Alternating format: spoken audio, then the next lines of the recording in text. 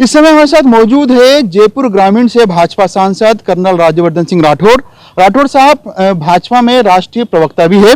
राठौड़ साहब, राजस्थान में और पूरे देश में खासतौर पर किसानों से जुड़ा मुद्दा इस दिनों चल रहा है। हाल ही में कई घटनाएं ऐसे सामने आई, किसानों की जमीनें नीलाम होने की। किस तरह देखते हैं आप इसको? देखिए, किसानों की जमीनों की नीलामी हो रही है राजस्थान में बड़े पैमाने पर।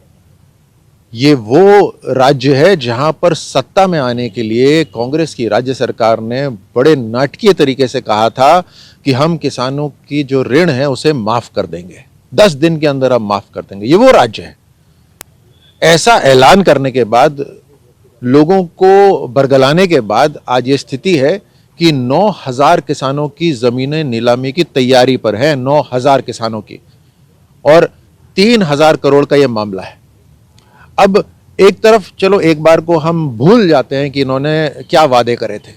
आप सरकार हैं, आपकी जिम्मेदारी है, और उस जिम्मेदारी के अंदर आपको सरकार को 1 साल पहले बैंकों की जो बैठक हुई थी मुख्यमंत्री साहब के साथ में, उनकी अध्यक्षता के अंदर उन्हें बैंकों ने बता दिया था कि 3,000 करोड़ बकाया हैं और 9,000 किसान हैं।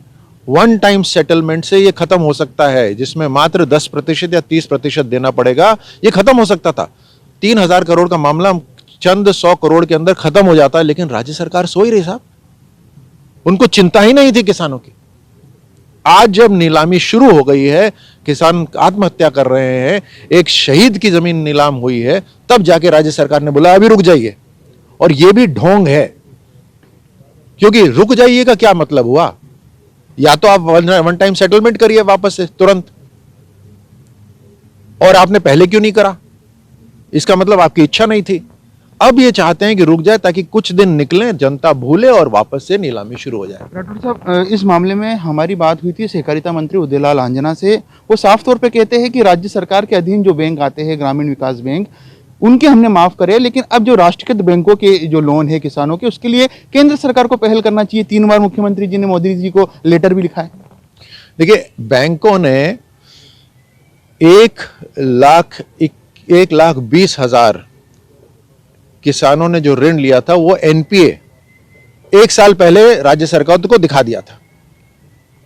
उसमें से 3,000 की नीलामी की बात तभी तय हो गई थी। राज्य सरकार को पता था 1 साल पहले। आज क्यों बोल रहे हैं ये? अच्छा, दूसरा, अगर इतनी शर्तें थी इनकी तो इन्होंने पहले क्यों नहीं रखी?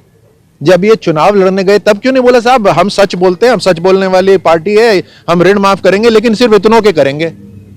तो जनता को बरगलाया क्यों आपने? और आप एक बार, चलो उन्होंने जो बरगलाया, उन्होंने जो झूठे वादे करे, हम एक बार उसको साइड में रखते हैं।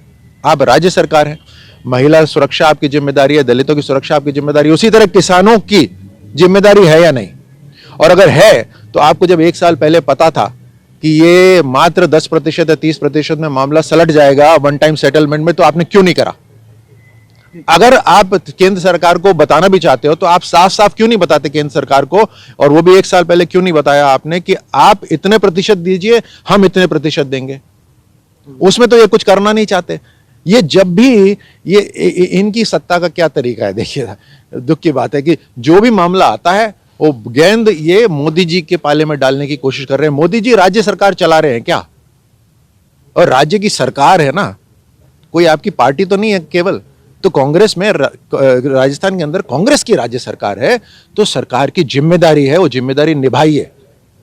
एक बड़ा इशू ये भी लगातार बीजेपी की तरफ से उठ रहा है कि प्रदेश में क्राइम की स्थिति बिगड़ी हुई है। हालांकि मुख्यमंत्री कहते हैं कि जब हमने एफआईआर पंजीकरण की बाध्यता कर दी है तो आंकड़े बढ़ेंगे, लेकिन उसी हिसाब से उसका निस्तारण भी हो रहा है तमाम चीज़ों को लेकर। लेकिन जिस प्रकार से घटना चल रही है, खासतौर पर बालिकाओं के साथ, महिलाओं के साथ जो चीज़ें सामने आ रही है, बीजेपी इसको लगातार इशू बना रही है।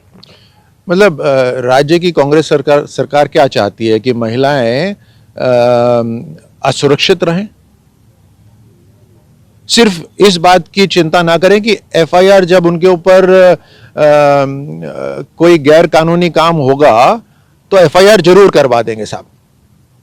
ये बताया जाए महिलाओं को, राज्य की महिलाओं को, कि आपकी एफआईआर पूरी हो जाएगी लेकिन हम सुरक्षा नहीं कर सकते आपकी। इस सुरक्षा जिम्मेदारी है या नहीं? तो आज चाहे वो महिलाएं हों और बालिकाएं, ऐसे ऐसे घिनौने अपराध हो रहे हैं कि शर्म आती है। जमवा रामगढ़ में हमारे एक दिन दहाड़े महिला के पांव काट के ले गए क्योंकि उसने चांदी के जेवर पहने हुए थे। कैसे राजस्थान में हम जी रहे हैं और किसकी जिम्मेदारी है इसकी राजस्थानियों की सुरक्षा करने की? आप सत्ता में है या नहीं है? और दलितों के ऊपर अत्याचार हो रहे हैं, उसमें देश में नंबर 1 है। ये दलितों की राजनीति करते हैं। ये बोलते हैं कांग्रेस है सबसे ज्यादा, हम दलितों के तरफ काम करते हैं। क्या काम कर रहे हो आप दलितों के लिए? सबसे ज्यादा अत्याचार दलितों के ऊपर हो रहे हैं राजस्थान के अंदर। आंकड़े हैं, सरकारी आंकड़े हैं, मेरे आंकड़े नहीं है। राठौड़ साहब, एक सवाल ये भी उठता है कि बीजेपी लगातार कोई बड़े मामले होते हैं, चाहे अलवर वाली बालिका का मामला हो, इसके पहले कमलेश प्रजापत का मामला हो, सीबीआई की जांच की डिमांड होती है, सीबीआई के पास लेटर जाता है, मंजूरी मिल जाती है, लेकिन कई मामले लंबित पड़े रहते हैं। पिछले 3 साल की यदि बात की जाए तो जो मामले गए उस पर कोई निस्तारण नहीं हुआ, कोई जाँच नहीं हुई। ये तो साहब रिएक्शन है। मैं तो रिएक्शन, अब कहीं जुल्म हो तो उसकी इंक्वायरी तो होनी चाहिए, लेकिन जुल्म क्यों हो? उनकी हिम्मत कैसे हो गई लोगों की, दरिंदों की आज राजस्थान में हिम्मत कैसे बंद गई? क्योंकि वो अपने जैसे सत्ता में देख रहे हैं क्या? मेरा सवाल है, दरिंदों की हिम्मत क्यों बढ़ गई? ऐसी घटनाएं क्यों हो रही हैं? उनको कौन शय दे रहा है? किसके इशारे पे ये काम हो रहे हैं? क्या कानून व्यवस्था सिर्फ मंत्रियों की सुरक्षा के लिए है क्या? मंत्रियों के लिए एसयूवी खरीदी जा रही है साहब, 10 करोड़ की एसयूवी खरीदी जा रही है। किसानों का ऋण माफ आपसे हो नहीं रहा, लेकिन 10 करोड़ की नई एसयूवी खरीदी जा रही है। 4 लाख करोड़ का कर्ज चढ़ा हुआ है राजस्थान के ऊपर, उसकी चिंता नहीं है आपको? तो आप अर्थव्यवस्था संभाल रहे हैं, आप क्या कर रहे हैं? तो ये है कर्नल राज्यवर्धन सिंह राठौड़, बेबाक सवालों का बेबाक तरीके से जवाब दिया। पीयूष शर्मा, ईटीवी भारत, जयपुर।